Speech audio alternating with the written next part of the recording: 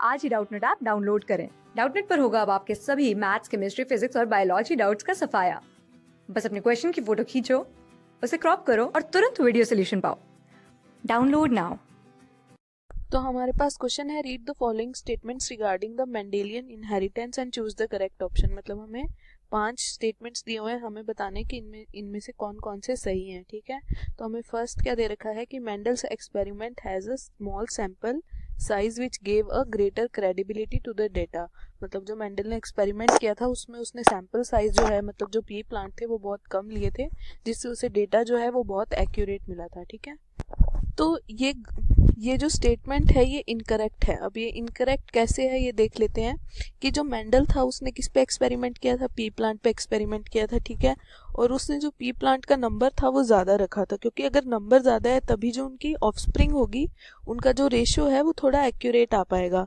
जैसे हम मान लेते हैं कि हमने एक ही पी प्लांट पे एक्सपेरिमेंट किया, मतलब दो पी प्लांट पे एक्सपेरिमेंट किया, तो जो उनकी ऑफस्प्रिंग होगी वो थोड़ी वेरिएशन शो करेगी, और जो उनका जेनेटिक एलील है वो ढंग से शो नहीं हो पाएगा। ठीक है, तो उसे जनरेशन आफ्टर जनरेशन जब हम काफ़ी बड़े नंबर पे उसे स्टडी करेंगे तब उसका एक्यूरेसी हमें दिख पाएगी। ठीक है, तो ये हमारा स्टेटमेंट कैसा हो जाएगा, गलत हो जाएगा।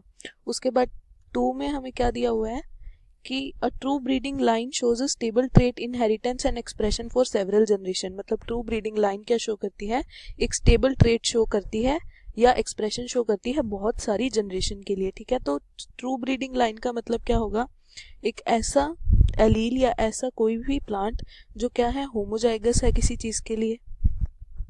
ठीक है, और वो काफी जनरेशन तक उसमें जो क्रॉस होता है वो बार बार सेल्फ क्रॉस होता है। जैसे हम देख लेते हैं कोई प्लांट है, टॉल है, तो उसमें क्या एलील होंगे, कैपिटल टी कैपिटल टी। अब उसका क्या करते हैं, हम इसी के साथ ही सेल्फ करा देते हैं, तो इसमें क्या आएगा, कैपिटल टी कैपिटल टी। तो हमें क्या पॉसिबल ऑफ स्प्रिंग मिलेगी, कैपिटल टी कैपिटल टी। अब अगर हम इसका बार बार इसी के अंदर क्रॉस कराते रहेंगे तो हमें हमेशा यही मिलती रहेगी, और वेरिएशन के चांसेस है वो हमेशा क्या आएगा, यही आएगा, और वेरिएशन जो है वो कम हो जाएगा। ठीक है, तो हमारा ये स्टेटमेंट कैसा हो जाएगा, करेक्ट हो जाएगा। उसके बाद हमें थर्ड में क्या दे रखा है, in a dissimilar pair of factors one member of the pair dominates over the other. तो ये हमें पता है लॉ ऑफ डोमिनेंस जो मेंडल ने दिया था, कि जब भी कोई 2 एलील प्रेजेंट होंगे जो क्या हैं, अलग अलग हैं फैक्टर जो हैं, जैसे हम देखते हैं कैपिटल टी और स्मॉल टी, तो अगर ये आ रहा है तो हमें पता है कि ये प्लांट क्या शो करेगा, टॉल होगा, क्योंकि जो ये स्मॉल टी है ये कैसा है, रिसेसिव है, और जो ये कैपिटल टी है ये कैसा है, डोमिनेंट है। तो ये अपना कैरेक्टर इस पे इन्फ्लुएंस करेगा और इसको शो नहीं होने देगा। ठीक है, तो हमारा जो थर्ड है वो भी करेक्ट है। उसके बाद हमें फोर्थ में क्या दिया है, अ recessive parental trait is expressed only in its heterozygous condition. मतलब जो रिसेसिव ट्रेट है वो हमेशा किस में शो होता है, हिटेरोजाइगस कंडीशन में शो होता है। तो हिटेरोजाइगस कंडीशन, होमोजाइगस कंडीशन क्या होती है, जब जो एक एलील होता है उसमें जो फैक्टर्स होते हैं वो अलग अलग होते हैं, तो हम उसे क्या कहते हैं, हिटेरोजाइगस कंडीशन कहते हैं। जैसे अगर किसी में कोई प्लांट है उसमें फैक्टर ले लेते हैं टॉल एंड ड्वार्फ। ठीक है, tall being the dominant and dwarf being the recessive. ठीक है, तो अगर हम इसको हेटेरोजाइगस कंडीशन में शो करेंगे तो इसको हम कैपिटल टी से डिनोट करते हैं और इसको स्मॉल टी से। ठीक है, तो इनका हेटेरोजाइगस कंडीशन में कैसे आएंगे, कैपिटल टी और स्मॉल टी। ठीक है, अब ये कैसा शो करेगा, ये हमेशा टॉल कैरेक्टर शो करेगा, क्योंकि हमें पता है कि जो कैपिटल टी है वो कैसा है, डोमिनेंट है स्मॉल टी के ऊपर। तो ये स्मॉल टी जो रिसेसिव है ये अपना कैरेक्टर शो नहीं कर पा रहे हैं। ठीक है, ये कब शो करेगा, जब ये होमोजाइगस कंडीशन में आएगा, मतलब जब ये कंडीशन आएगी तभी ये क्या शो करेगा, अपना कैरेक्टर शो कर पाएगा।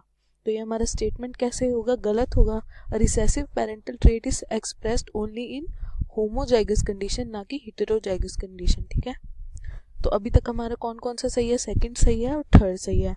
अब फिफ्थ देख लेते हैं, 2 alleles of gene are located on homologous site on homologous chromosome। मतलब जो जीन होता है किसी एक ट्रेट के लिए वो कहाँ प्रेजेंट होता है, होमोलोगस साइट पे प्रेजेंट होता है और होमोलोगस क्रोमोसोम पे प्रेजेंट होता है।